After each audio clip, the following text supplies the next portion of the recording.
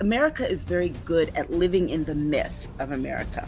You can't train away bias. You can't train away bigotry. He knows that he can step on the line where freedom of speech is, and that the Supreme Court will not slap his hand away.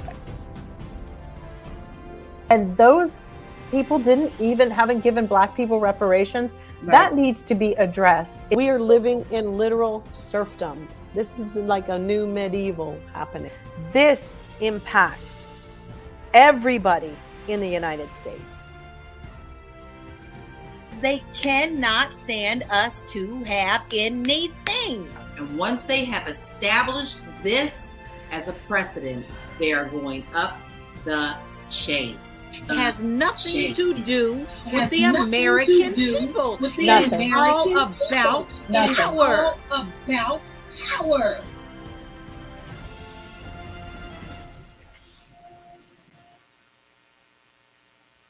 You know, I never get tired of this. It's become part of the brand. The state of things with the Aisha, Jill, and LaLa, that's part of the brand. We got to get t-shirts of this. Two hands going like this. That would be so good. What is up, everybody? It's Dr. Vibe here, host and producer of the award-winning Dr. Vibe Show, the home of Epic Conversations, and I'm the host of Epic Conversations 2020 Best Podcast News Award winner, 2018 Innovation Award winner given out by the Canadian Ethnic Media Association. I also co-host and co-produce the only online show in the world for dads and fathers that's sponsored by Dove Men Plus Care. And as always, I'd like to say you're blessed, highly favored, a magnet for miracles, solution for someone's problem. And make sure you're giving yourself grace, especially these days. And don't just manage your time, manage your energy. So before we bring two of the three superstars on the platform, some quick housekeeping today. If you are up to it, please like the Dr. Vibe Show on YouTube. Hit the subscribe, then hit the notification, because you get notified when we're on air. And also the other Epic Conversations I host. Also, please like the Dr. Vibe Show on Facebook, LinkedIn, and the Instagram. Also, would you like to advertise on the Dr. Vibe Show? Please email me at vibe at the drvibeshow.com. And I was going to say something else, but we'll let the ladies come on. So we've got Aisha and LaLa tonight with us. Well, where LaLa is this morning, there she goes. Maybe we get her picture with this on a t-shirt or something. But we've got them both here. Jill is not with us today, unfortunately. I would just say that just have prayers. Jill's going through a family situation right now. So we'll just leave it at that. But have Jill Jones in your prayers. Ladies, what's been going on? Busy. Summer is lit. And it's good things. It's all good things. But I like being busy. Busy keeps me happy. Well, you know, so LaLa's been, I don't like the word busy. I like the word positive, productive. She's been very positive, productive. She won't toot her horn, but she's just done some posts talking about women buying real estate. What's the story behind that? Well, I have a whole series, and I've been teaching real estate classes since 2006. One thing I noticed is women tend to not want to buy because they're expecting a certain thing to happen in their life before they buy. They want to be married, they want to have children. But what they don't realize is you can go ahead and start building your wealth now and incorporate life into life when it happens, because real estate really is a really good investment.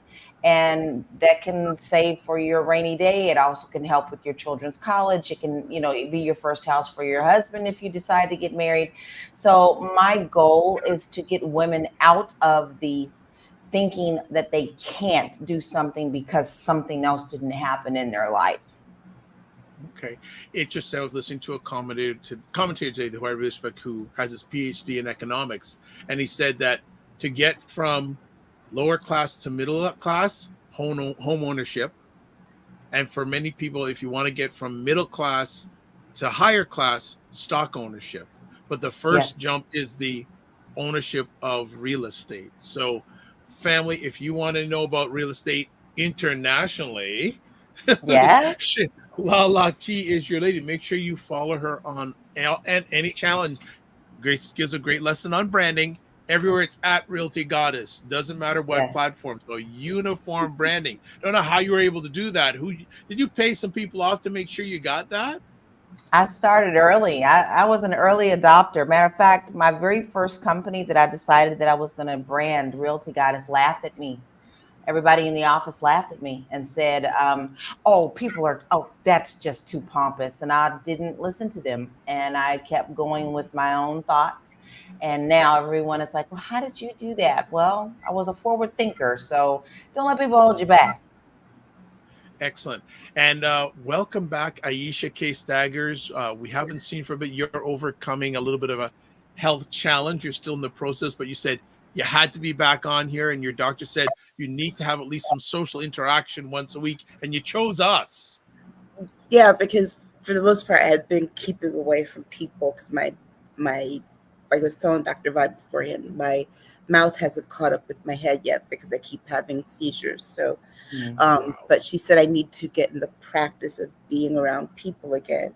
And my daughter made sure before she went to work that I look human. So she put a little stuff on me because otherwise I was looking very peaked. Yeah. Well, in my heritage, they say you probably say you were looking a little rough. Rough is kind. Okay.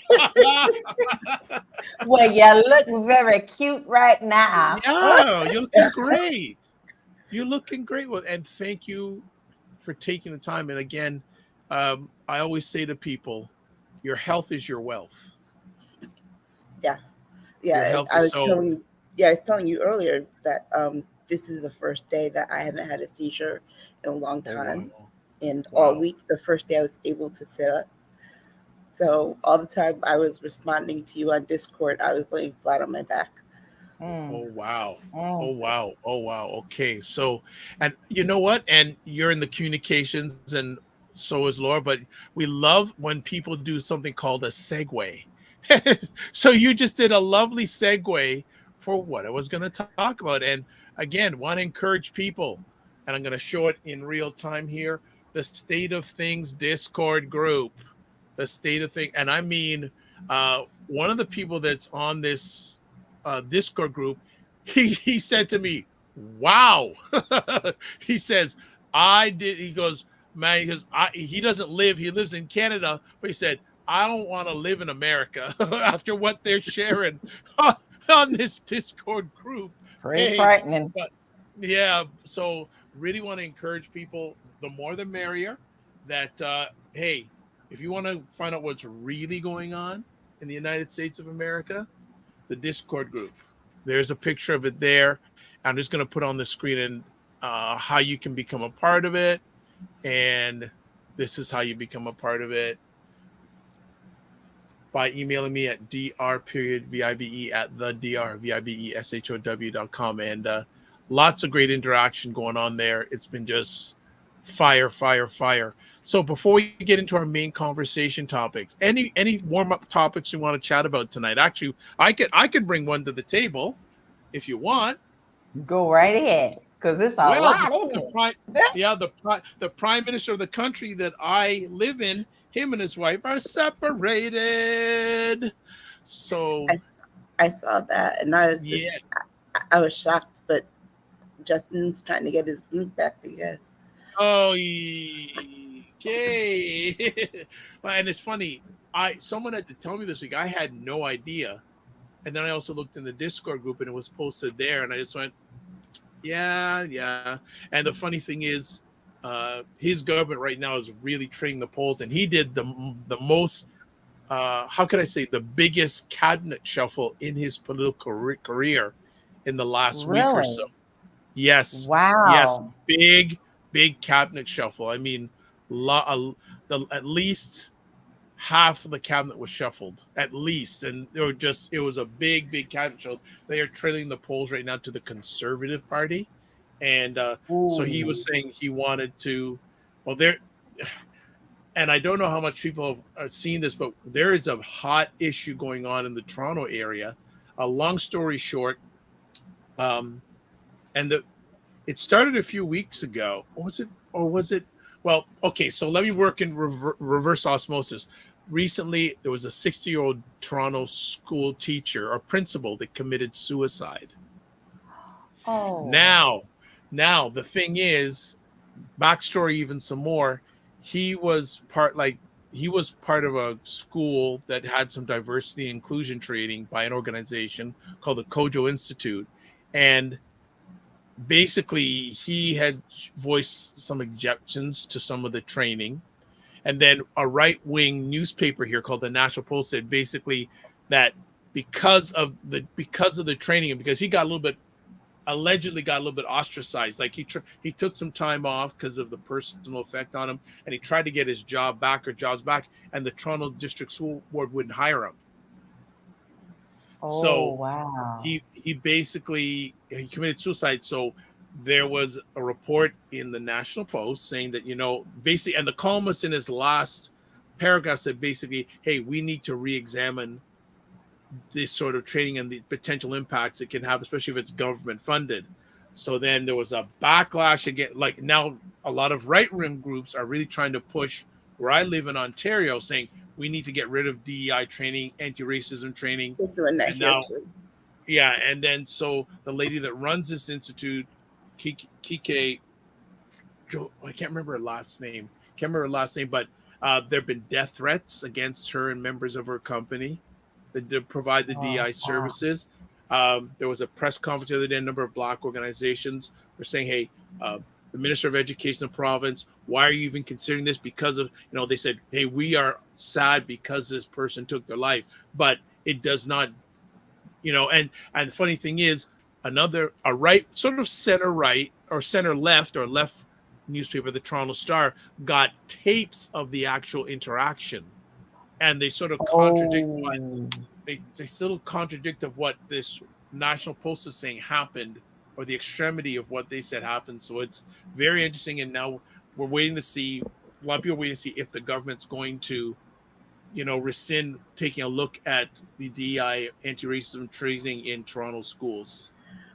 That's what happened when the congressman was calling Black people colored, because they were debating DEI training for federal employees here. Yeah. And the right wing is very much against it. But my opinion is that if you can put a law that says kids aren't allowed to feel bad by teaching them actual history, meaning just white kids, because if Black kids have to learn about slavery the way they're teaching it, they're going to feel bad. But it only holds for white kids. But if you can do that, then you definitely need the DEI training. In light of the Supreme Court ruling down affirmative action is not going to happen in college and universities, what impact do both of you feel that will happen to DEI training, anti-racism training in the private sector, based on what the Supreme Court has decided? Depends on where you are. Like Connecticut, to not do it will be detrimental, because we are largely a Democratic state.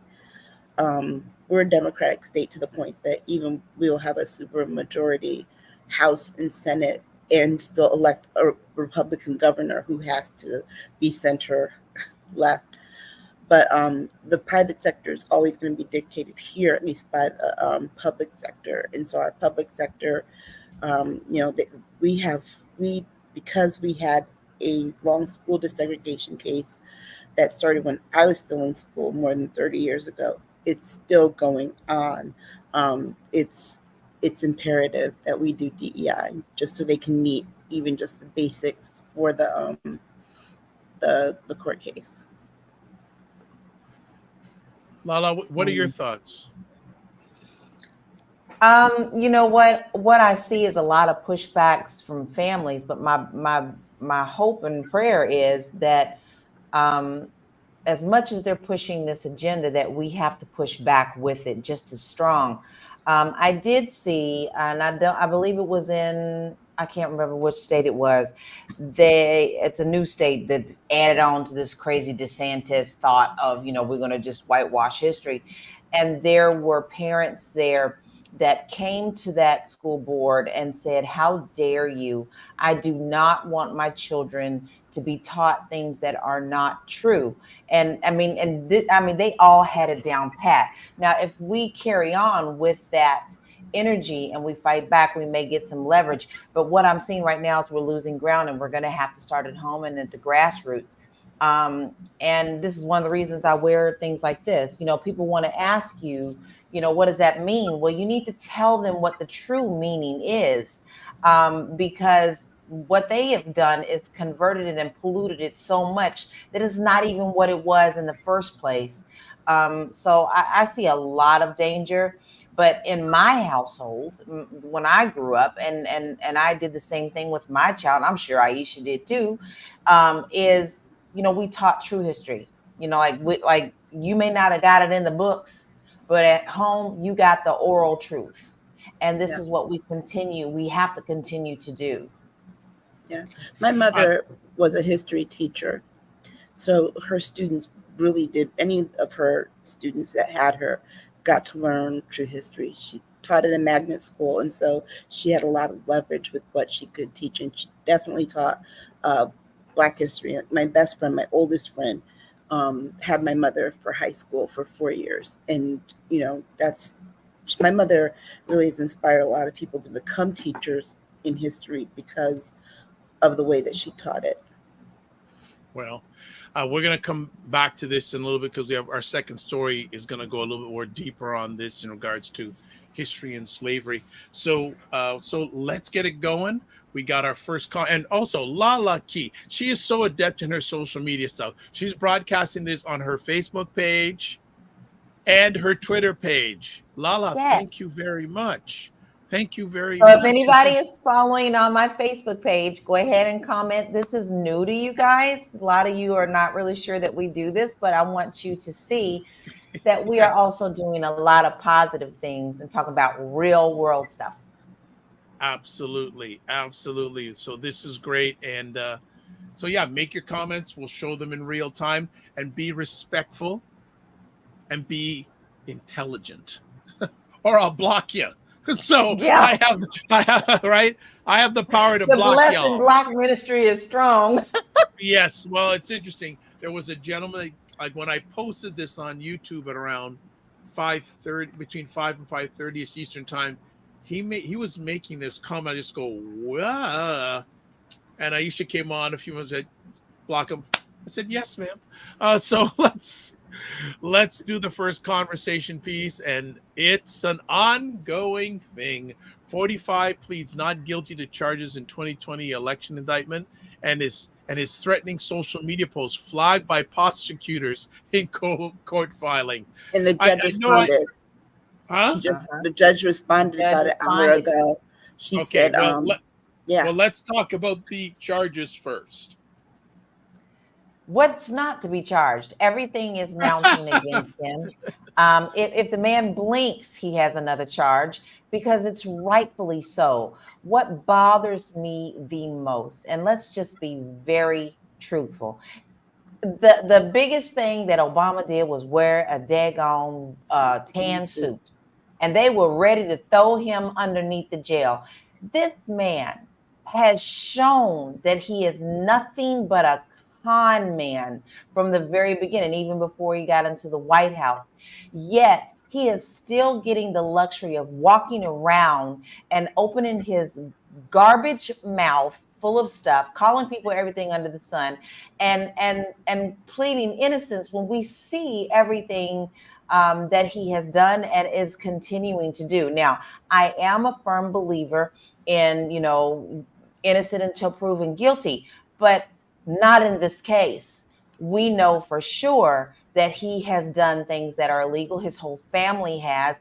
And what bothers me is he's one of these narcissist people that instead of the attention being on him for any kind of negative, he always wants to cry wolf for somebody else. We're not talking about Hunter Biden. We're not talking about Hunter Biden. We're talking about you and all the shit that you had in your house, allowing people to come in and walk through and do whatever they want to with those documents. This is critical. And this is why it really bothers me as an American that people want to support that. Even with Nixon, both sides were like, oh no, he's got to go. But not in this situation. So I have a lot of issues, but I'm going to tell you one thing. You better not keep on messing with Jack, because Jack don't play. And I love the fact that he calls himself staring Jack down in the face. And Jack was just unfathomed, like, yeah, and you in here, and I still got more things for you. He's not playing around. And here's the thing. I would still be saying this, guys, if it was somebody else. It's not just Trump. Me as an American, I am appalled at what all he has done to this country. I'm gonna be quiet because I got a lot more to say. Lord. But the most important charge that Jack came up with was that fourth one about denying people their right to vote. When people vote, they spoke. They said what they want because you don't like the color that they are. Now, mind you, he picked Detroit, Philadelphia, Phoenix, Santa Fe, and a couple of other places that have either large Black or brown populations. You weren't going to win those cities anyway. Atlanta was the other one. You weren't going to win those cities anyway, period. And you knew it. You knew it. You didn't win them in 2016. So to concoct this thing where you're going to say, guess what? Your votes don't count because I don't like you people. Your votes can count because you like me. You know, I was seeing on another Instagram post, and his people have adopted this. They now call any of this stuff racism and oppression. And first of all, they don't have any concept of what racism is. You're a person of color in this world. You know what true racism looks like, feels like. But I was telling my daughter this the other day. When you aren't used to being held accountable, accountability can feel like oppression. And that is what he is feeling now. He has never been held accountable for anything. Every time, it's always been a civil case. He's always been able to pay it off. You know, for example, he shouldn't have been elected on the basis that he created a college that had no accreditation, took federal money that he wasn't supposed to, and had to end up paying that back. He had an airline that they didn't follow the laws of the FAA, so that he had to get rid of that. Trump steaks, they weren't USDA certified, had to end that. Trump water it's so stale. What was he throwing at the people in Florida when they needed water? He was giving them 20-year-old Trump water because it had his name on it. So everything this man touches is illegal in some way. It doesn't follow the law, but he's leaned on the fact that he's only been held liable in a civil way. So that's either money or just agree to close the business. This is criminal. And what I'm not liking is the fact that people are considering that, well, he's going to get convicted, but he won't go to jail. Yeah. Wait a second. Why won't he go to jail? Because Shaniqua Harris, if she had done this, would be in jail right now. Okay. Any of the three of us would be in jail right now awaiting trial. And they're saying because presidents get Secret Service for life. You know what? The way that he talks about law enforcement is a reason why he shouldn't have Secret Service for life. And if you got to go to prison, bro, you got to go to prison.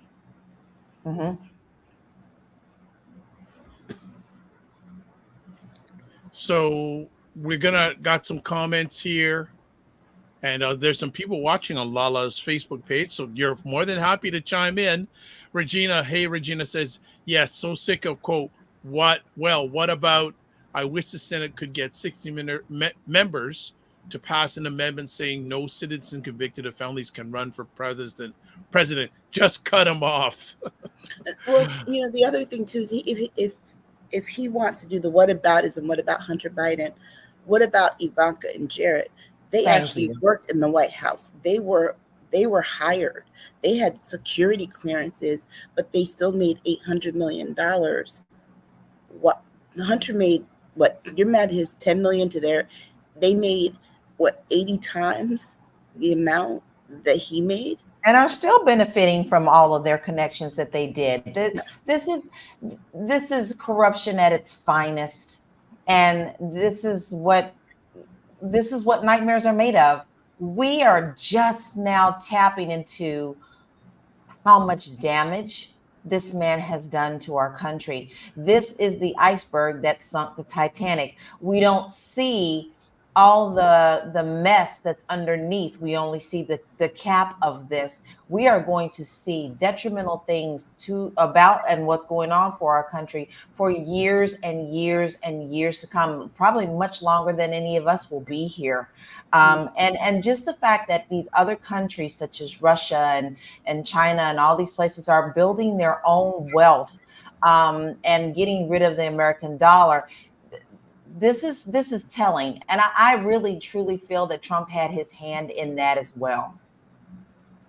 Yeah, and the only other thing you need to know about how bad all this stuff was remember when the day after a president is elected is when they start getting the security briefings and everything. Trump didn't want to turn that over to Joe Biden at all. Remember? No. Not at all. Joe Biden didn't know what he had until the day he walked into office, and I'm sure he hasn't told us even half of what he had to deal with. I'm sure, and then everybody wants to keep blaming him. Now, listen, I don't agree with what Biden does all the time either, but I never have with any president. I call it like I call it. I call it as best as I can. When things are wrong, I'm going to call you out about it. Do I like what Hunter Biden did and all this stuff? No, but guess what? He's not a public servant. He's not a public servant, and Joe Biden is not a bad father because he is a parent to his child. Everything that I feel that the Republican Party the Trump Republican Party, because there are some Republicans who still fighting against a lot of the things that he set precedent to, is a very dangerous thing. Everything that they tout as good and wholesome is not the same for their own green pastures. Yeah, and the truth of the matter is that if we're being honest, Donald Trump doesn't believe in any of the Republican Party's principles or anything. The only thing that he cared about was that he made more money under them because of taxes. But up until there was a black president that made fun of him, he was a Democrat. All right, we got some comment here. Regina says, so happy to see Aisha back in the house of vibe. Yes, it is good to have her back, but we need the three ladies back eventually. I was hanging out with my dad today, and he was talking about the judge, and he said he's happy with the judge. Why is he really happy with the judge? Because the judge has Jamaican heritage. He was proud. He says, we're everywhere. We're going to put the man in jail. It take a Jamaican to do. Well, this is well, Jamaica's in high heaven right now. They got this judge, and also the Jamaican women's soccer team has advanced to gotten to the qualifying round or the elimination round of the World Cup. So my dad is flying high right now. But let me ask, and I heard about 45 wanting the trial to be moved to West Virginia. Because he said it was more diverse. Yeah. Uh-huh. Really? Things that never said about West Virginia diversity. Yeah. Okay. And so do we see this trial actually happening before the election? Yeah. The Yes. judge, everybody that has talked about her has said the same thing. She doesn't play. No. And she and because of her reaction, I know we said we pushed this off, but Aisha did mention this judge has already responded to what Jack is calling Trump out for, because immediately, just like he always does, he throws a tantrum. He went We need straight more to time. Truth Social, and then he will not shut up. And then basically he put a threat out. That's a threat. Yes, I was gonna. You're reading my alleged mind and doing another great segue. Let's talk about this alleged threat. I'm gonna let Aisha go Well, ahead, Aisha. the thing that, what is it? Come for me and I'm going to come for you. Yeah. Here's another reason why that is so disturbing and why Jack did the right thing. Because unprovoked, remember what he did just a few weeks ago to Barack Obama? He put a former president's address on his social media and told his people somebody went there with 400 rounds of ammo. They thank God for Secret Service. But here's the problem with what he did. She said on Thursday, do not tamper with witnesses, do not threaten, no retribution, nothing. And what does he do? First thing he does is he goes and he does that. And then he says, oh, but I have freedom of speech. No, the judge said you have freedom of speech except where this case is concerned. You cannot threaten people, witness tampering. So Jack did this. They said he did it last night around like 11:30 and turned this into the judge. And then Trump's people responded, said, oh, we need more time. She said, you can respond by Monday by 5 p.m. And he said, no, we need more time. Well, an hour ago, the judge said, I said Monday by 5 p.m. Wow. I am so happy for that. This is how it should go. Yeah. Well, she's going to be really good too. Well, she's going to be really good too, because he wants it out of DC. He already started talking about this judge, calling her a Trump hating judge. You haven't gotten in front of her yet. Dude, she already said your first court date is August 28th. Why are you think, see, too many people have shown him deferential treatment. Yes. And he thinks he can get away with stuff. No, you are in a criminal, this is a criminal case, not a civil case. She's not playing with you. You wait till you have to sit in front of her after you've done all this stuff. It's like, you didn't even wait a day. It was the same day. Well, look at this. He says, and if you're watching live on the replay, and you can't if you're listening to this on the replay, 45 said in capital letters, if you go after me, I'm coming after you. Exclamation point. End of quotation. I'm going, okay. Yeah. I learned something today, though. I was trying to figure out why Mike Pence was very soft when the indictment came out. Then all of a sudden, Thursday afternoon, Mike Pence he was there with his hands on his hips. I mean, Mike Pence decided he wasn't going to be no punk, because I was trying to figure out why, and I said to my daughter, his attorneys must have said, read the indictment. But I learned today, Mike Pence is an attorney. So Mike Pence read the indictment as an attorney and saw all the stuff. And that's also why Jack is relying on his notes, because he documented his notes, not just like any of us would. He wrote attorney briefs every time these things happen. So Mike Pence went back and read the indictment as an attorney, and that pissed him off, because when he saw all the evidence, he was like, And then and Mother was there too that day.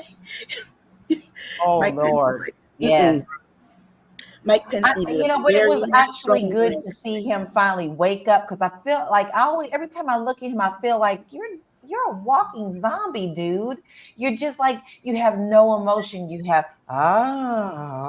it's like somebody stole his soul, and at least we saw that he had some type of real reaction. And in a way, I have like a little bit of sadness about the fact that, dude, you're that asleep that you didn't realize they were coming to take you out. You really don't believe that that's not what was going to happen, because they were coming for your head.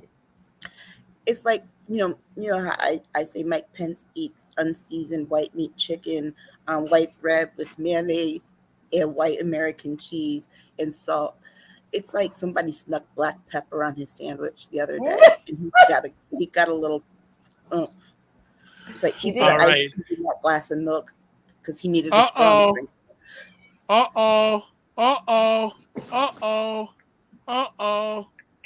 Hey, gang. Hey. Hi, I've been listening, and I was like, I gotta jump on. Oh no! Oh boy! Well, You're sideways. Oh, sorry. No, the barbecue ignition was just turned up 1 or 2 notches. Before Jill comes on, I just want to share some comments from Paul Katz. Paul has said this. He goes, I think that Donald has no self-control and keeps talking and talking will make it more likely the judge will do what can be done to fast-track the trial.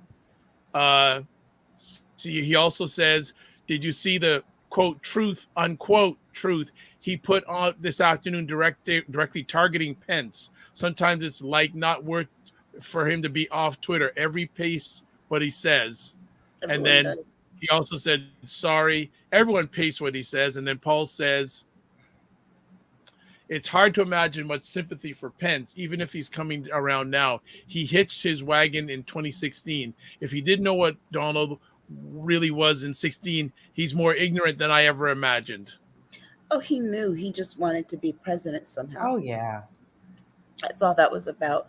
Because we have, in this country, we are good at making vice presidents presidents when they shouldn't be. Mm-hmm. Exactly. George H.W. All Bush right. comes to mind. Jill Jones, you were watching and you had to come on. This is going to be trouble. So you go ahead. You go, girl.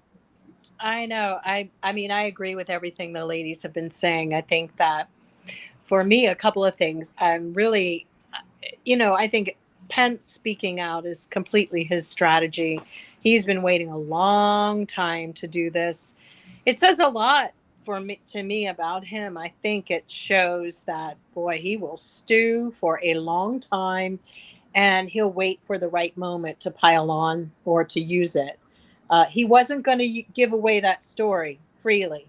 He was going to use it to his own advantage. I think that's how he felt after being kind of used by Donald Trump in a way, just sort of, and what's crazy is that he still has been holding back a little because it was his contemporaneous notes that actually really took Jack down the road. There were questions that just didn't even need to be asked of Trump, of Pence, because they were already notes that were being taken, and everybody knows how you do that when you work in those environments. I remember Van Jones once told me a story. Although Van has been hitting it really good lately, guys, on his page, he's been coming hard for the Trumpers and the Trump administration about what's going on. And he's made some really incredible points. But he had told me that, when you're in the White House, things are hitting you all at once. There's so many moving parts.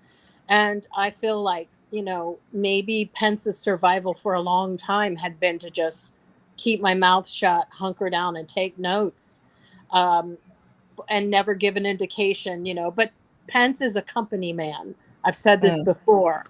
We've all seen it. And don't be surprised that company men sometimes can end up taking over the whole company ultimately. They just don't do any good. As far as Trump, I think, and the judge, she's right. She's not playing with him today. It has to be said. He was warned. And he just always is that toddler who has to step outside the boundary. And what do you do with that? I'm sorry, you can't. It's like he was really going to need to be locked up or have house arrest. I don't know, but he's pushing it because he wants to play victim even more. But you've got to remember, this is a mob boss. And unfortunately, they treated John Gotti horribly in comparison to what they're doing to Donald Trump. Donald Trump survived. In fact, I always believed that Trump was responsible for ratting out a lot of the mobsters in New York, because he palled around with Rudy Giuliani. And I really feel like he's always been that rat. And then when he couldn't get more money from the Italians, he went and got the money from the Russians. So, he's always living 9 lives on each. He's an actual parasite. Donald Trump is a parasite, and he always looks for a new host. That's all he does. And locking him up might limit his hosts. Yeah. That's all. Well, this judge is penicillin because she's going to take him out. Yeah, but Dershowitz was on TV, old stupid pedo Dershowitz. I mean, the loneliest guy in Martha's Vineyard because he doesn't get invited to parties. That one, like, nobody invites me to parties anymore with 10-year-old girls. Yeah, because nobody's dealt with the fact that this dude really did some inappropriate things with Epstein's situation. Yes. No ifs, ands, or buts. I'm not going after everybody on an airplane. There's actual in documents, depositions about what Dershowitz did. So they've let him off. The worst part about all of it, Dr. Vibe, is that America has let people off for so long that then by the time it comes, it's like they are now in the kitchen, like burning them grits and cooking them greens and like trying to get it all together. And something will fall, but it just isn't really cool. It just shows you Fani should have had that shit done. It should have already been going on. These are, I know that, because I'm not of a person who feels that it should have all happened at once. I don't feel comfortable with that. Everybody taking a hit, because these were crimes that were committed and they should have been dealt with too sweet right away. And that's not cool. All right. Yeah. Well, I read one commentary. I read a story this week. There was a Capitol law enforcer saying, why wasn't 45 arrested the next day? I agree. They should have rolled up. You're absolutely right. He said, why wasn't he arrested the next day? Paul adds again with another comment. Paul says, is there any legal precedent for a judge to restrict online or television communication for a defendant? Because that's a punishment that would really freak 45 out. Paul is so right. There's something, and Aisha might know this. I feel that the media needs to have a little bit of a blackout on them too, because the reality is they're all giving him advice. His people are giving advice to him. When you say, don't talk to this witness or whatever, the media is the conduit right now. And unfortunately, and that is exactly what's going on. Dershowitz was saying he should take this to the Supreme Court. He should do this amount of filing. Everybody's offering this free, unsolicited advice. And it's in a very indirect, shady ass way. And I hope that Jack Smith is keeping notes of who the little Pied Pipers are that are deciding to talk. But definitely the media is not doing any favors by constantly saying, well, what would you do? And what would this be? Because Donald Trump is watching as much as we are. Y'all agree. He's not watching Fox at this point. And no. I'll say this, because I want to talk about the media, because like I said, we're getting into silly season here. Yeah. And the media is about to lose its mind because this is a ratings boom. But Joy Reid said something the other day that it slipped my mind that quick. But here's the one thing that is not going to help him. And this is also why the judge came back so quick with her ruling today and told him absolutely not, denied. Because his attorney's talking about, we need more time for discovery and this and that. But dude is on TV every chance every day. And the fact is that he put out the defense on television. And so everyone responded to it like, oh my God, they're like, that can't be what you're going to do. That cannot be it, because you just gave away the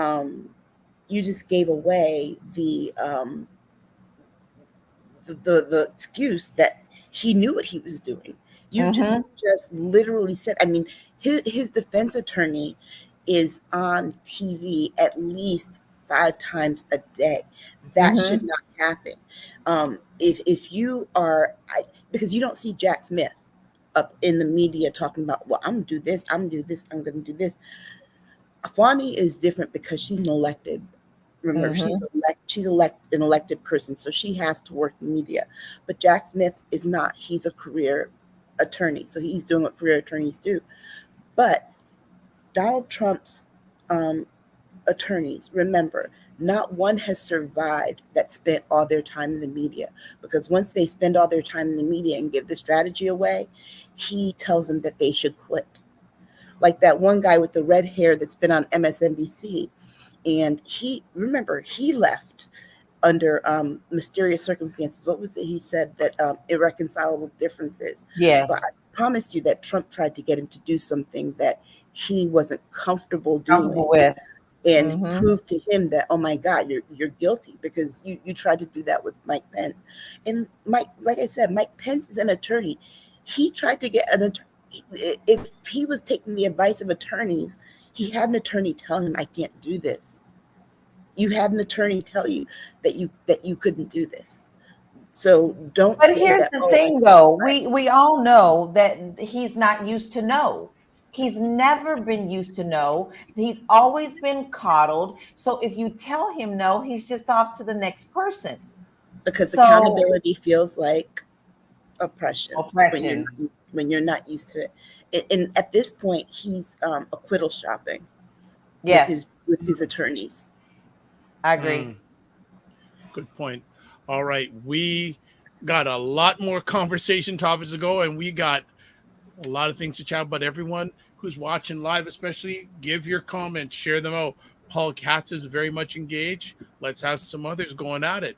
Let's have our next conversation topic. We didn't get a chance to talk about this recently. Let's talk about it. Black Republicans aren't happy with DeSantis about Florida's new teaching guidelines on slavery. Did y'all see the article that Ron DeSantis is fighting with everybody black? Republican, Democrat. Everybody. His own agenda doesn't even make sense. I honestly think at nighttime it probably wrestles with his own self, because he's just ridiculous. And the fact that so many other states are grabbing on to his stupidity is a telling sign about our country. But then again, the last few elections have been very telling about our country. But,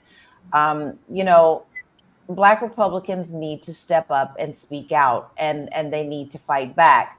But they are right, but they're still letting him do it. I mean, so. And he's hiding behind a black woman. Yeah. Because the person that wrote that is the most self-hating black person. I mean, and she's doubling down. Who wrote it? Some old granny looking. She looks like she's about 90 years old. She's one of those never been kissed before. Did she work for his family? I don't know, but was she the housekeeper? Did she? I don't know, his wet nurse? But the two black people, her and a man did that, and not one of them has any background in education or anything. They're just two random people that were picked to be on that thing. And he doesn't have any education, and what little that he got never got absorbed into that brick head of his. It makes you think that anybody can go to Yale. He is so thick, it's not even funny. He's really, really an idiot. Yes. He's what you call a bonehead. I mean, and this is what Van Jones actually, where I really liked, he was talking about this, and it was about, he made a correlation. I can't remember about, if you're saying that, you get a benefit from slavery, like you learned like a trade or something. He picked some other crazy, he picked something else to compare it to. And it really was kind of like, that's for real. I'm going to try to remember what Van compared it to, but it was quite interesting, because it was like, no, you're going to say, so did you? Yeah, I'm not making any sense, because I don't know what I'm talking about. Well, you know why they went to Africa in the first place, right? Africa has every natural resource. They also had people who knew how to work with those resources, how to cultivate them. That is why they specifically chose Africans, because remember, they initially started with Native Americans here, and then they were going to go to other places, but they went to Africa. You're talking about people who knew. Remember that blacksmithing and all those things weren't the first businesses. It was an agricultural country. So these are people who knew how to dig the trenches and do irrigation and things like that. They brought over okra and sugar. These are people who knew how to work with rice and tobacco and coffee, which were the main exports in the South when they first started. That was a little later on. At the beginning, they just wanted human bodies. I mean, they weren't cherry picking who could do what. It was about breeding. But you're talking about an era of after the islands started having. But at the beginning, they weren't like going, "Oh, he looks like a good crop guy." I mean, tell me if I'm wrong. No, I don't think they were. It's the ignorance of that white people have of people of color anyway. Yeah, let's not put this out there. Because that person has brown skin, they probably know how to do this. But Africa was an agricultural. They didn't know that. They knew that they didn't know. The Portuguese fucking went over there and made deals with that fucking little dumbass king's son who wanted to be an archbishop. And the Catholic Church played his ass, gave the son his little fucking archbishop's crown, which was completely meaningless. And they freaking circumvented and started stealing all the people in the tribes. But they'd started doing trade with the North African people. But it was like sellout city. No, this is before they even got into the slave trade. This is before, when they were doing their trade initially with North Africa, right above Egypt, with Italy. They were doing a lot of trades. They knew. I'm not talking about brown skinned Africans. We're talking black, which is further down. That part of Egypt are where the Sudanese people migrated from. They were very. But they're not the hardcore African look. I'm telling you, it's more of the and most half of them don't even concede that they are black either, because you get that mix of Arabs, and there are Arabs who are counted here as white, as Caucasian. But this is even before that. You had the Arabs migrating to that northern part in Cairo and everything. And keep in mind, they only took people from the west coast of Africa, because if they went too far into the continent, it wouldn't have been safe for them. Most people came to the Ivory Coast. I just want to interject quickly. April Watts says he taught history. Who taught history? That's what I want to know. DeSantis. Oh, he did. He was an attorney first. Okay. Who, DeSantis taught history? He taught history and on Mother Goose. But let me tell you something about private schools. But private schools, you don't have to necessarily have a teaching certificate. He's an idiot. If anything, he was banging those private school girls. I'm sorry. He's horrible. There's no reason why that man should have ever. He doesn't even. I really would love to see his military record, because I almost feel like that's not true. I just don't. I heard his wife talking the other day, and she sounded like she was on Black Beauties. I mean, it's like crazy that the family, they are ratchet as hell. I don't know what's wrong with them, but they're not real people, guys. They're not real. Something's wrong. The governor's mansion into a frat house. I mean, between him and Matt Gaetz act like frat boys that never grew up. Yeah. Okay. Just want to interject. So Black Beauty is saying that glad to see the ladies on together tonight, Dr. Vibe. I am glad too. And everyone is going in nicely. I'm just going to quote from this article: the new policies implemented by DeSantis administration in Florida require teachers to teach middle school students that enslaved people, quote, develop skills which in some instances could be applied for their personal benefit, unquote. Well, being the slave master's child didn't benefit a lot of people, because guess what? They were still enslaved. So if we're gonna talk about people benefiting from enslavement, the fact that your father owned the plantation should have been a benefit, because we know how some people like nepotism, but that wasn't even a benefit. So let's be real. Skills. Remember, a lot of people who were enslaved lived and died in slavery. What benefit where in personal life? Mm-hmm. So I have a feeling that this story is going to have legs, because I have a feeling we'll see what happens in other Republican states, because Florida seems to be the bellwether to see what happens there. So Well, we'll they be also very came for the LGBTQ people. Yesterday? Now too. Yeah. They can't do the AP psychology class because it mentions LGBTQ people in wow. Florida. Okay. So wait, Well, this is what Van Jones compared it to. He Okay. compared their comments about it to the benefits of child molestation. So this is what blew everybody away, because he was saying that people were like, oh, he goes, I don't know, child sexual predation and trafficking, which is something that the right wing is so concerned about.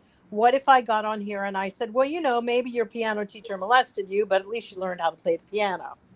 Or maybe your football coach molested you, but maybe you still got that scholarship into your college. That's a good analogy. Absolutely correct when he said this, because this is the party of Lincoln, and we should never forget that they have basically shit all over it, because remember, these are the dirty Democrats who flipped around before, and they love doing what they're doing to Lincoln's party. They love it. Yeah, the Dixiecrats. That's who the they Dixiecrats. are. These are the Dixiecrats moonlighting again, as they always do. They're always wolves in sheep's clothing, but now they're just wolves. It says a lot. I would just say before you Mm-hmm. go, Aisha, I would say this isn't Lincoln's party. This is 45's party. Exactly. It's not. Yeah, it is 45's party, and it is. It's my party, and I cry if I want to cry. If I want to. And it says That's a lot too. His party. They can't ever say that they're not racist, though, because remember, Dixiecrats went to the Republican Party when Black people started leaving the Republican Party and becoming Democrats. That is when they left. After, Black people, including Martin Luther King, were Republicans up till JFK. Right. When Black people started voting for JFK and coming to the Democratic Party, that's when it changed. The Dixiecrats were like, "Oh, well, then we're just going to have to go where they're leaving." Well, because the Dixiecrats operated in confusion, and they've always spoken with forked tongue. So if you look now, everything they do is they play the game mirror. Everything that we say, like, oh my God, this is the big lie, they're now calling it what we're the big lie. So it's like when I took a studying at the Meisner, the neighborhood playhouse. It's a theatrical program by Sanford Meisner, and the first couple of year you're spending repeating back and forth the same word that somebody initiates, only after you say it a million times to each other, like you suck, you suck, you suck, you suck. Just do that over and over with somebody. Soon somebody pushes it and goes, you suck, and then it goes, you suck. This is what we're doing, this whole mirroring thing. And then you suddenly forget who started saying you suck first. Yeah. So that is like what happened with your t-shirt. This is the strategy of the Republicans, and they do it every time. If I went and said, I've got toe fungus, I saw Joe Biden with toe fungus, or I've got Donald Trump has toe fungus, right? If I said that, pretty soon Joe Biden would have toe fungus. Like it is just a game of mirror. And what's the same thing with the age thing? Come on, y'all. Y'all keep saying Biden's old, which 3 years. Trump is just 2 years. I'm sorry, 2 years younger. Just 2 years younger. He's 2 years, and he only he said 77. He didn't even say 77 when they asked him his age. He went 77, which is really weird. He said it twice too. Yeah, it was like, bitch, what are you trying to say? Yeah, he's really a fucking mess. Oh God. He was, and people are saying that he looked more comfortable. I'm sorry, the fact his answers, and I read the transcript. There's nothing comfortable about that man, because the truth is he There's nothing comfortable about him in his own skin. He refers to himself in the third person. You ask him his age, he says 7'7". The man can't drink out of a cup without holding the cup like I hold the cup when I'm having a seizure. The man, there's something fundamentally He wrong. definitely battles psychosis for sure. It's kind of evident and it's clear to see it. But you know what's crazy is all the people defending him, and there's Fox getting ready to catch a lawsuit again because they're letting that Jesse Waters say the craziest stuff. Yes. All they did was replace Tucker Carlson with Tucker Carlson 2.0. Yeah, All exactly. Right. Black Beauty says, we for sakes weren't even considered to be whole human beings. So how in the world do they consider our ancestors to be benefiting from being third-class citizens? So bad that they put the 3/5 compromise in the Constitution. One of those amendments is to amend the fact that we were not considered human. Yes. Why do you think they did and why did they do it? Because of the census. Because in Mississippi for a time, you have more Black people than you have white people. And if those Black people, once they were freed, got to all vote the way that they would have, that's why Mississippi had one of the first Black legislators after Reconstruction. That's why they took away the right to vote. That was throughout the South. There were more Black people in the South than there were white people. All right. They had to devalue the vote, and they've done it more times than many. And let's be honest, and remember, the Constitution the compromise was a compromise because they initially wanted 5/8. And racists want to go back to the point of the Constitution, like when there were never any amendments, guys. Right. That's what they want. They want it from the day that it started, and that's it. They don't want any amendments.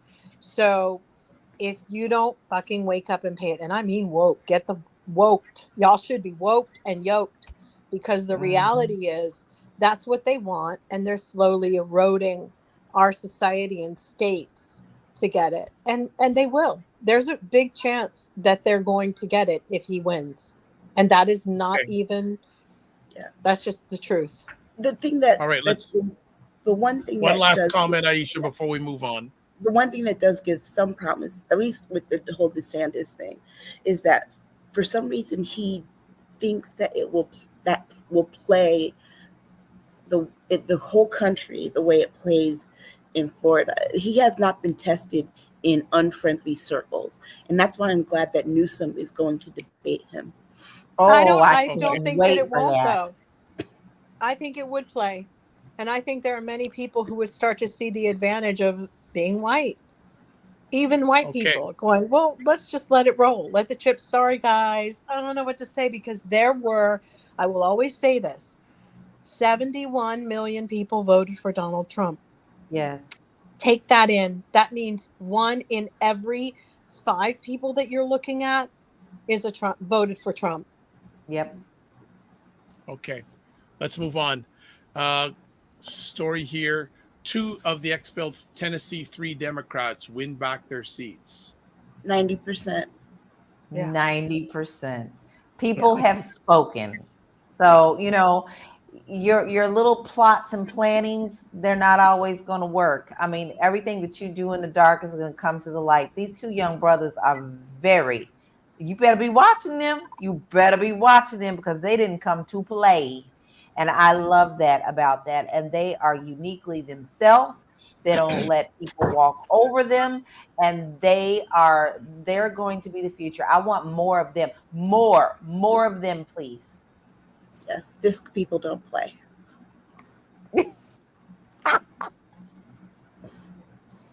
And anybody have anything else? Or is that a quick story from us? That's a quickie? It's a quickie, but it's to be noted. Real quick. We have to continuously remind them, because the dude, one of the guy, the jerk, just said that he would take an apology from them. For what? What are they apologizing to you for? The first thing is that, let's be very clear. You thought you were doing this without the lights and things, the cameras. You just got embarrassed. That's all this is about. and you're asking for an apology. They won their seats. No apology. That's your apology.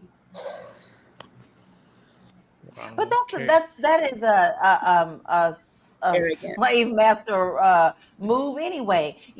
Oh massa, we so sorry. That is nothing but a play from years ago. They always want us to apologize to them for nothing, absolutely nothing. These young brothers don't have to apologize for nothing. I mean, the good thing about them being back there is that they will definitely provide representation for people in the whole Republicans' attack on class warfare, because that's what's kind of going on in the smaller states to sort of erode everything. That's the strategy too, to get rid of labor and to attack, to go against workers. So at least we know we have these guys there to deal with some of these things that have been coming up in these rural regions, especially where Biden has been trying to implement new companies again and things that are going on. It's been met with a lot of roadblocks from Republicans who either don't want to accept new business in their area. Like, when you really think about, just take $210,000 and multiply it by everybody in the House of Representatives, and that's how much money has been wasted when you really put it up against what they have not done. They have not been doing anything but cock blocking, and that's it. And it's really shameful. They've done nothing for their constituents, and we've had enough of it. People are hurting, and there's some good things going on. And if they would only have worked in tandem and lay down their fucking bitch ass fucking swords and deal with the benefits that we have, we could have really risen up quicker, because financially we are seeing a lot of things moving forward. But then as soon as they do, you have corporate America, those two bitches, Saudi Arabia and Putin and them, cutting their gas production. I mean, it's like, are we all going to continue to think that Saudi Arabia is our friend? Like, 9/11, y'all, that wasn't a dream. And that was a reason. Those bitches hate us. So I think we should return the favor. We hate you too. It's like, well, in DeSantis' world, just when we're getting on our feet, ain't no friend. What kind of fucking friend, as soon as you get on your feet, comes by and says, well, I'm gonna turn off your lights now, bitch. I'm gonna, make it more expensive for you to live. I'm gonna go and raid your fucking refrigerator and leave you with nothing. Fuck you. And I mean, we really need to do it. And I know that, the administration and foreign policy is trying to deal with the fact that BRICS is aligning, because they all hate us. It seems like all the foreign countries just want to jock up and dick swag and, all these pseudo boys who have crushes on each other. It's just too weird to me that we're allowing all this to go on, but we need to cut our losses. But in spite of everything, Biden's economy is pulling through, but he's got people who are shitting on it every day to sabotage it. It's like, I woke up the other day, and when I thought sabotage, I was playing the Beastie Boys, and I was like, oh shit. Yeah, this shit is sabotage everywhere you look. Okay. Yeah. All right. One last on this Tennessee thing. I have to say that Justin Jones gives me a little bit of hope, because when I was a student at Fisk, the person that had his seat was Harold Ford Jr. And at that time, 96, we all thought that Harold Ford Jr. had promise and was going to, probably become the first Black president. He's such a disappointment. All right. This is something that happened a while ago. Well, it was an ongoing story till it now is at this part of the journey. The Carly Russell arrest. I just need to know why. I need to know why. I already apologized to Jill, because I told you I was like, no. But I'm angry. I don't. I don't need to know why the woman at Starbucks today was sitting there talking to herself. I really don't need to know. I I need to know that our country is going to start taking care of these people and putting them away, or doing something, or having some kind of credentialing going on before they get phones, or whatever the fuck is going on. I don't need to I know. need to There's know too that much. she gets the correct punishment. I'm sorry, there's nothing mentally wrong with this chick. I don't care Okay, what I anybody says. agree. This was about. I think this was over a guy, and it's like just be honest with that. I don't appreciate there are Black people saying, "Oh, she doesn't need to go to prison." Yes, she does. Yes, she does. Oh no, she needs help. No, she doesn't. No, she needs to go to jail. She needs to go to prison because, you know, if for nothing else, than for the fact that she pulled a leg of that woman whose daughter really was murdered in that town. She had people. Look, she'll never be able to pay back what they spent looking for her. No. So she needs to pay it some other way, and I think prison is appropriate. Well, you know, D.L. Hughley posted a wonderful thing that a lady who, I don't know who she was, but it was a great way for her to come on and express herself. I don't think she goes live all the time, but she came on and spoke about this, and she really made some wonderful points. Like, she was like, in my day, my mother would have taken me up to the jailhouse and the cop house and spanked my butt right in front of them and say, now y'all go do what y'all need to do with her. Because this generation has no thought of any kind of repercussion. They just feel entitled enough that, oh, well, I just had a bad day, I needed a timeout. You know, no, your ass needed to be spanked is what it needed to be done. And I'm sorry, that's how I feel with her. You know, she needs to be punished for what she's done. And I don't believe that she's sorry. See, there's a difference though. You can punish her all day long, but if you ain't sorry, you haven't done any good. So I feel like we are in this gray area of no repercussions and entitlement. You know, when I was 6 years old, I walked out of a Kmart with some purple bubble yum, some great bubble yum, got in the car and proceeded to open it up. And my mother looked at me, and my mother said, "You need to go back in that store and tell them you took this and give it back." And I learned such shame from having to do that. And then I got, spanked when I got home. But the fact of the matter is that my mother made me go and embarrass myself and humble myself. Yes. And admit what I did was wrong. And I had to do that. I had to take the responsibility. She has been talking through her attorneys, through her parents. She's not taking responsibility at this point. So if she can't do that, then she needs to take responsibility, because guess what? In jail, they'll make sure that you do. You with your degree and all this other stuff, it's not going to do you a bit of good with a record. Yeah, well, what people are saying is, well, she'll never be able to work again. Or blah, blah, blah. Bullshit. Bullshit. I'm sorry, that's BS. I'm calling BS because now there you go. She'll get a book deal. Why I did it. And it's the same thing with everything. And I was just thinking about this today, and I'm not trying to draw this out, but your girl who was married to Hugh Hefner, she's getting ready to come out with a book, and she's like, well, nobody is gonna be spared. Well, bitch, they shouldn't have been spared this whole time. Y'all wait to the appropriate moment to when it's benefiting you, instead of protecting society and calling out the BS when you see it. I don't want your book. I'm not buying your book. I'm not listening to your interview. I'm not nothing, because why? You've shown your true character by waiting until it serves you. And I have problems with that.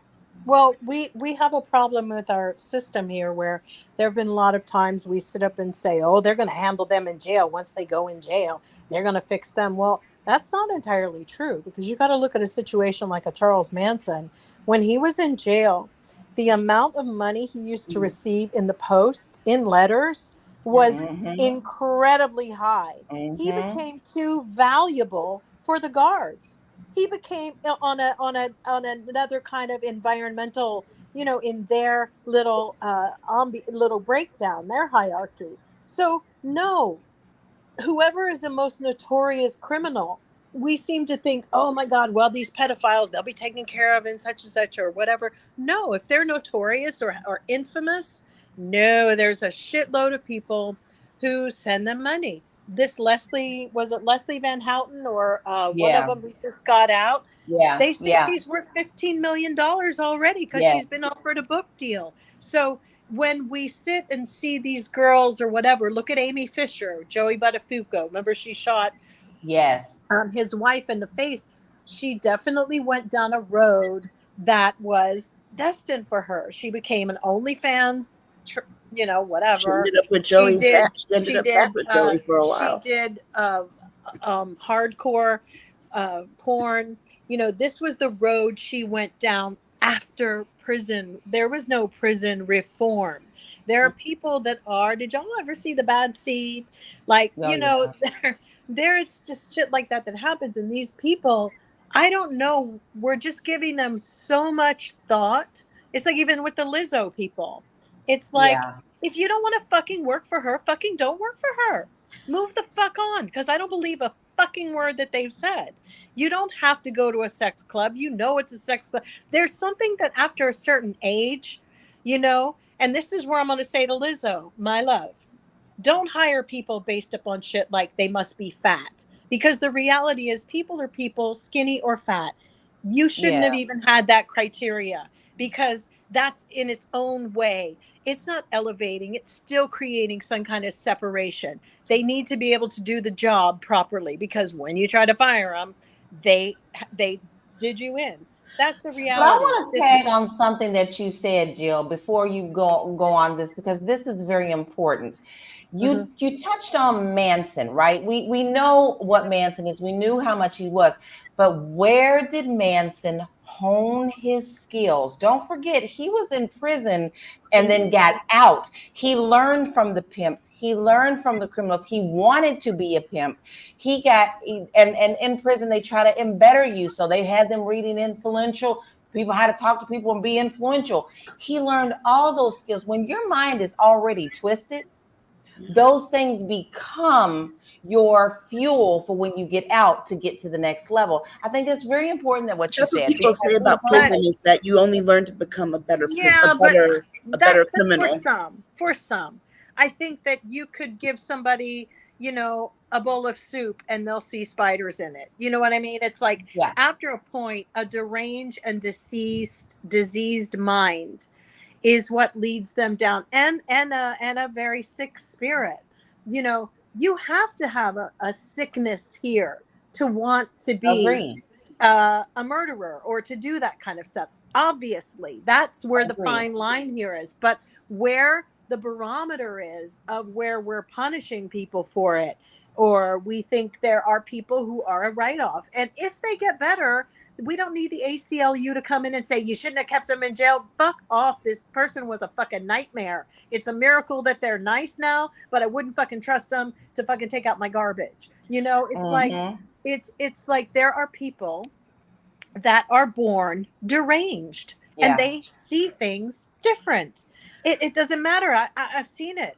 It's like, so let's just stop bullshitting and nickel fighting around, because it's really bad for our society.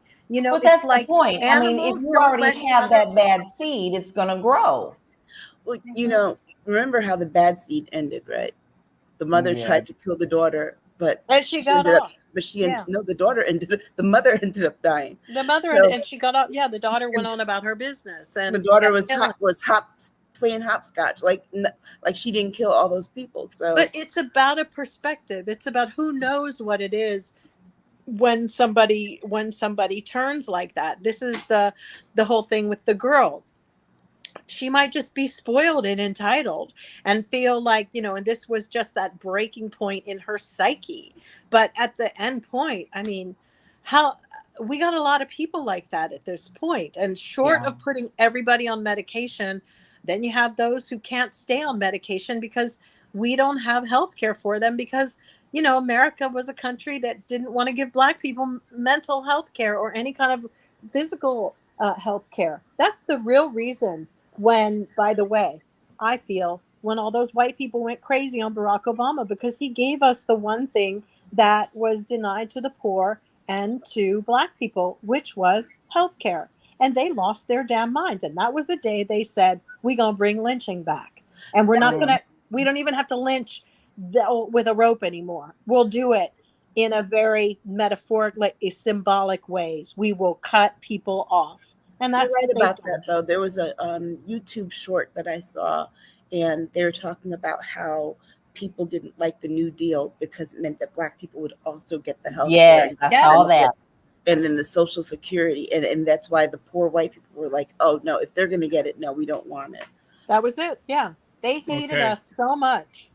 Like, really. And still do. Not they did. And they still do.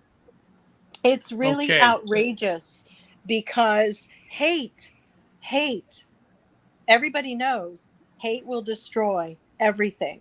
Because if we don't get that together, that's it. And I mean, let's just stop with the Elon Musk thing. I feel guilty every day I go on Twitter at this point, because the reality is I'm a Black woman on a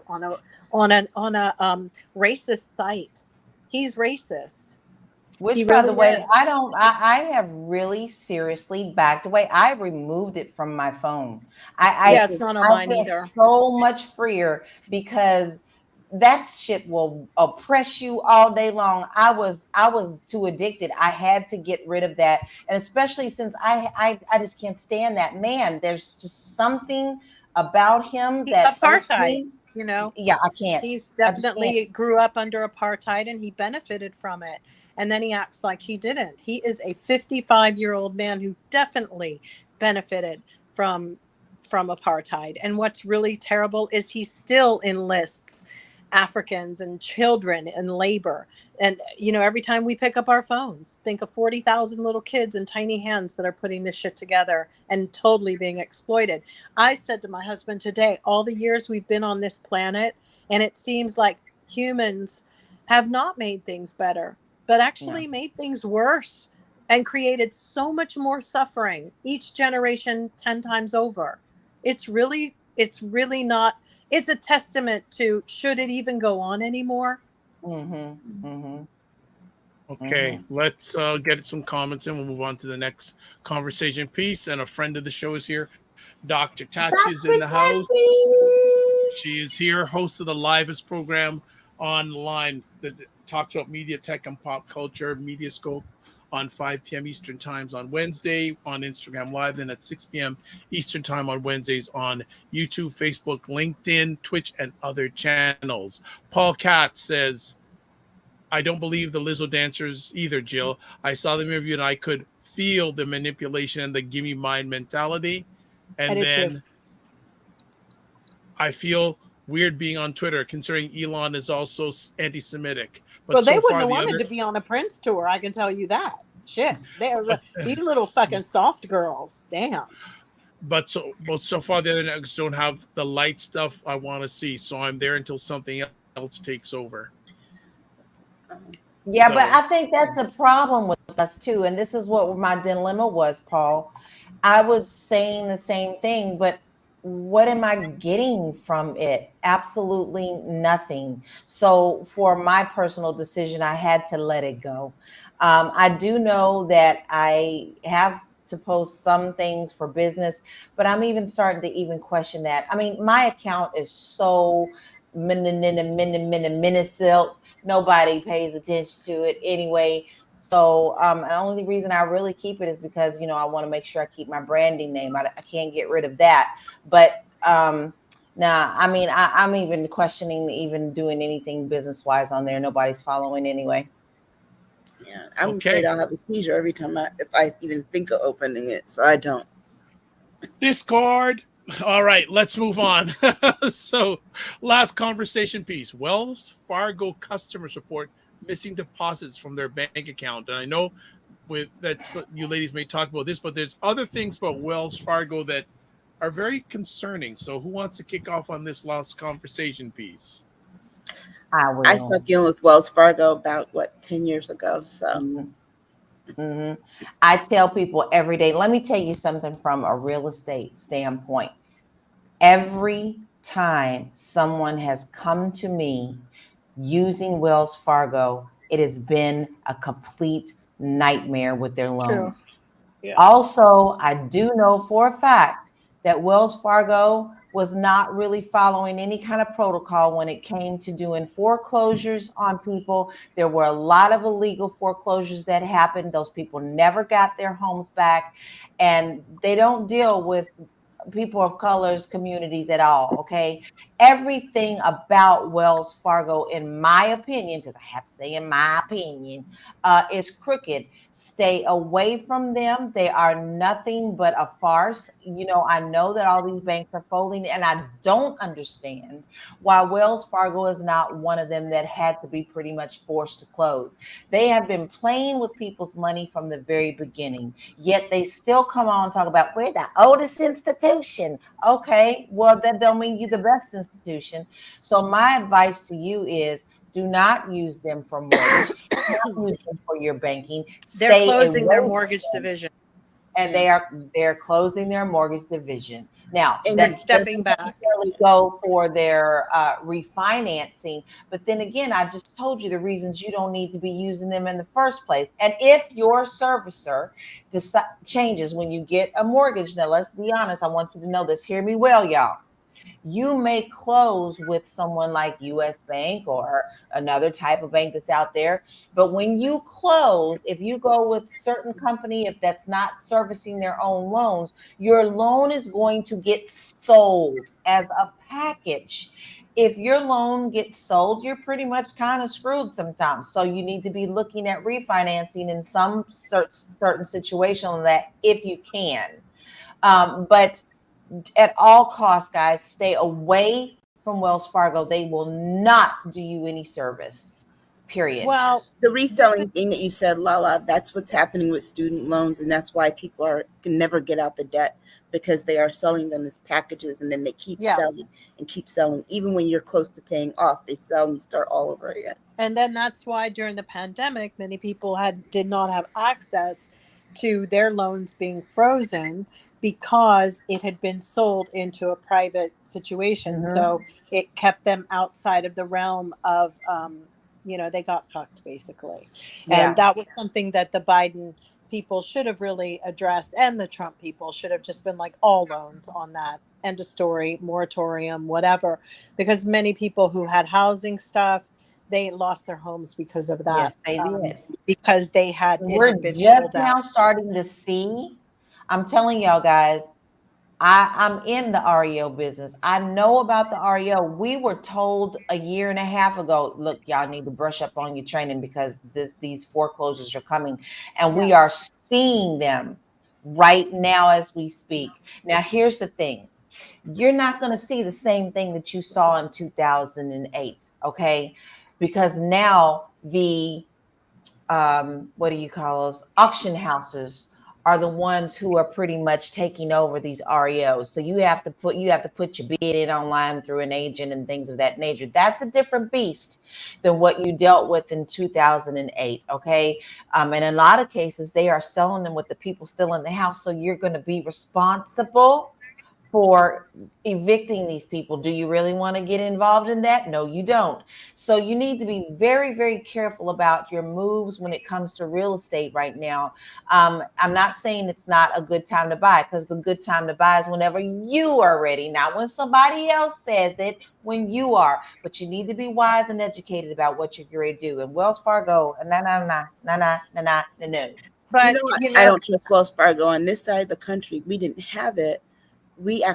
Wells Fargo had taken over several other banks that had merged. So it was like SunTrust from the South and was it First United up here. They became one and became First Union, and then First Union became something else that was going out of business, and Wells Fargo took over. And that's one of the reasons why I never really trusted Wells Fargo.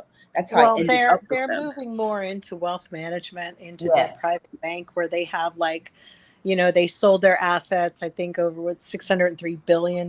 They have like $43 billion in just assets of it used to be Abbott Downing, and they did a lot of rebranding in 2021, which clearly because they were getting hit with so many things, I don't know, they did a whole rebranding, and now it's called the private bank, which is for ultra high net worth individuals.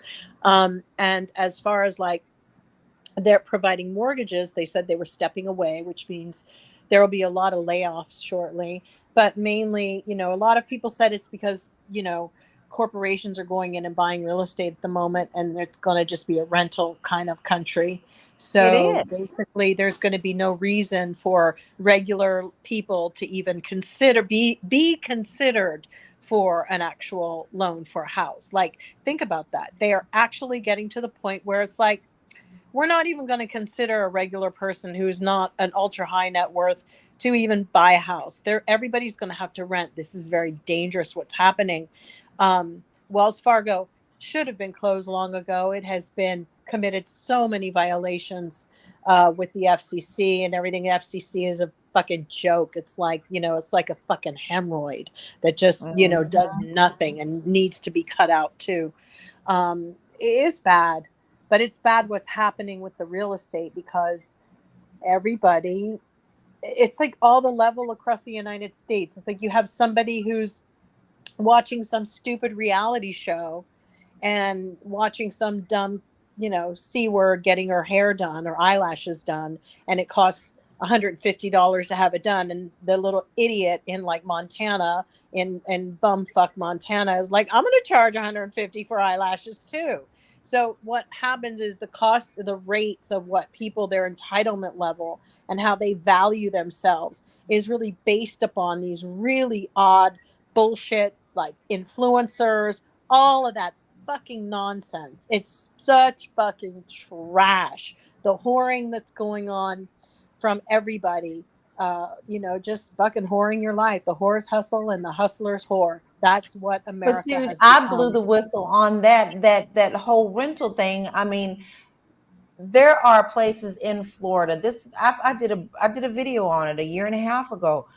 Complete brand new communities built by well-known builders. They're not for sale. They're for rent. You pay for your lawn. You pay for everything else like you own it, right? But you don't. I'm talking massive neighborhoods that are now just. But it's so interesting that way here though for a while though, because the cost of buying a house in Connecticut has been so expensive for a long time and not matching the salaries. Like if you want a decent house in Connecticut, you're looking at spending $300,000 off the rip for a decent house. You can find a house that's in the 160s, but you don't necessarily want to live there. Yeah, but it feels like we're kind of moving in California for that. But we're moving into as much as our forefathers or our not our forefathers, fuck them, they didn't do shit, but just whatever in my mind at this point. When I think about everybody who came here because they didn't want to pay taxes, right? Whatever. They thought the king sucked, fuck him, whatever.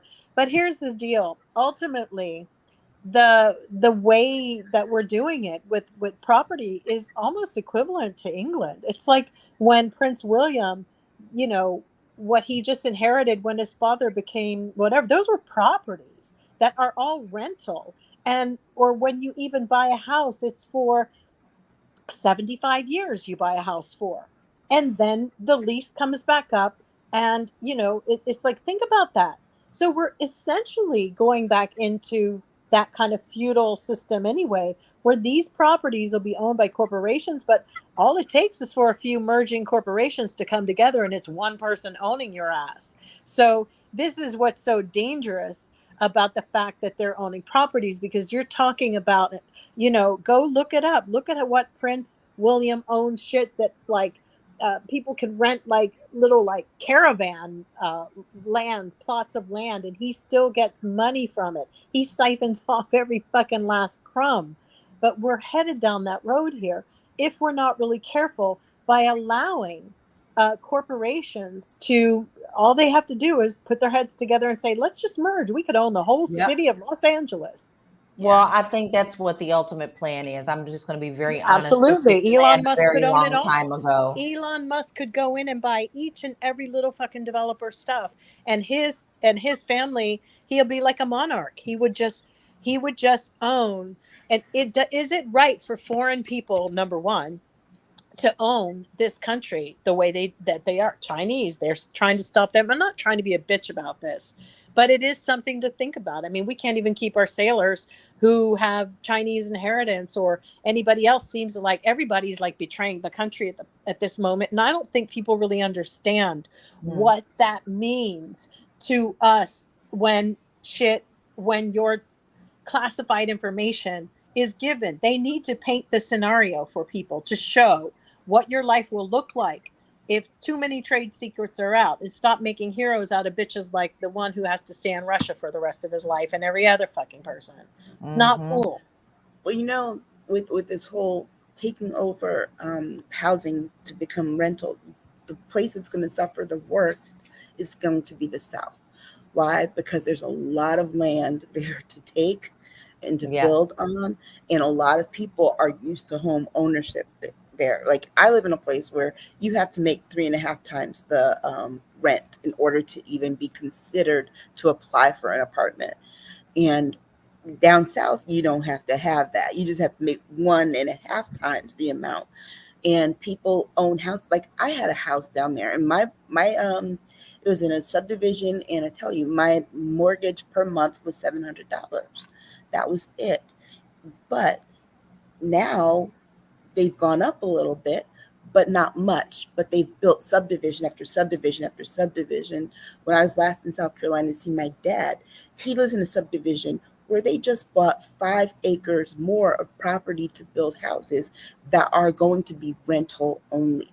And so, you know, my dad lives in the part that people own, but they're building the ones to rent out to people. Why? Because there's the land and they can do it fairly cheap and people can afford it. But they have so many predatory lenders down there. Yeah, but predatory lenders.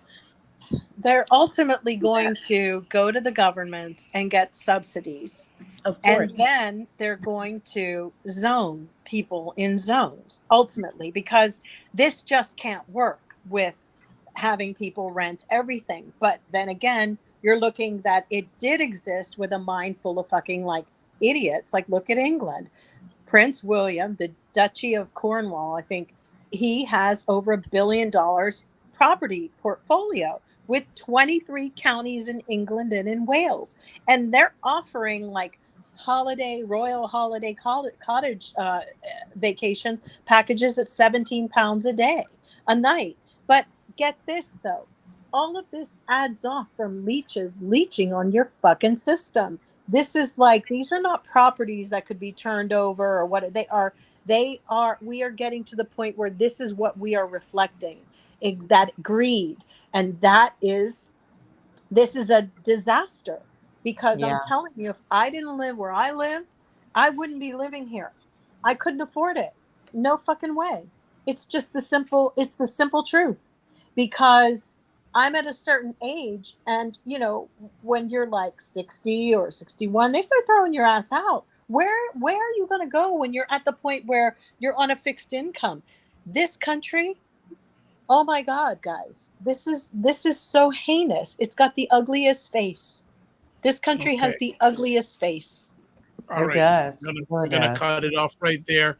Some final comments. Here we go. So Wig Maniac is here saying, here comes the cashless society. Paul Katz says, but what would a cashless society do for anybody? Ain't nobody gonna be walking away with no cash. Paul says, thank you for all this information about Wells Fargo, LaLa. They handled my long paid off car loan, but this gives me a heads up if I want to buy a new car. They can't be the bank handling the loan. Black Beauty says, it's not just the property in this country that's being commercialized, but the country as a whole. My concern is the top 1% will continue to siphon off the literal life out of what we the people in the USA. And also says, our constitutional rights are being reduced like sand in broken hourglass, and unless or until Americans wake up, nothing will change. They won't wake up. They will never wake up. We're asleep at the wheel. Okay. All right. So that is it for another epic conversation. We started with 2, and then Jill Jones came in and just ramped up the party. There we go. So, as always, want to thank everyone who watches live on the replay, but more importantly, want to thank the three ladies. The three ladies are back. It's been a minute. Yes, it So is. true. It's been a I like it. minute. It's been a minute. People are saying, where they at? Where they at? So they're back. So before we let them go, let's start off and get their contact information. First up, there is a lady from a sunnier climate. Well, you can find me at Realty Goddess everywhere, but I will tell you guys, Threads is not playing nice with me, so you can't find me there from whatever reason. You'll see my account, Oh. but I can't see you. I have no idea. I'm not blocked, and they're not helping. So, Hey, we do. That's what we do. Next up, Jill Jones. I guess that's it, right? Jill D. Jones. I have a few things like on Blue Sky now and a couple of other threads. I think I'm on Okay. there too. Okay. And then my Facebook page. Yeah, I'm just, I'm just whatever there. it is. Yeah. All right, good stuff. And Aisha K. Steggers. Well, thank you everybody for bearing with me while my mouth tries to catch up with my brain. That's probably the best way, but I'm still being a bit antisocial. Okay, all right, no problem. And if you want to get a hold of me, this is where you go. The Dr. Vibe Show, the drvibeshow.com website, email dr.vibe at the drvibeshow, YouTube, Facebook, and Instagram, the Dr. Vibe Show, Twitter at drvibeshow. And I'm not on Twitter that much anymore. I just noticed that there's nothing there. And Instagram at the drvibeshow.com. So a few last things. Let's just do some things here. You can watch replays of State of Things with Aisha and LaLa on the Dr. Vibe Show on YouTube, Facebook, and LinkedIn, and the website, the drvibeshow.com. And some little last things we got going on here. Please like the Dr. Vibe Show on YouTube or subscribe to the Dr. Vibe Show on YouTube. Hit the notification button so you get notified about epic conversations, and like the Dr. Vibe Show on LinkedIn, Facebook, and Instagram. If you're up to it, advertise. If you want to advertise on the platform, email me at dr.vibe at the drvibeshow.com. And finally, and always join the State of Things Discord group. Email me dr.vibe at the drvibeshow.com. So as always, we like to say this: live your life as a dream. If you can dream it, you can make it. Sometimes you have to get smaller to get stronger. Block assumptions, then aim bigger, aim better, aim higher, aim wider. Love, faith, and respect, and remember to give yourselves grace. And I'm going to do this to finish off. All right. I am really jacked that the ladies are back. I hope you are too. God bless. Peace, well, keep the faith, and see you on Discord.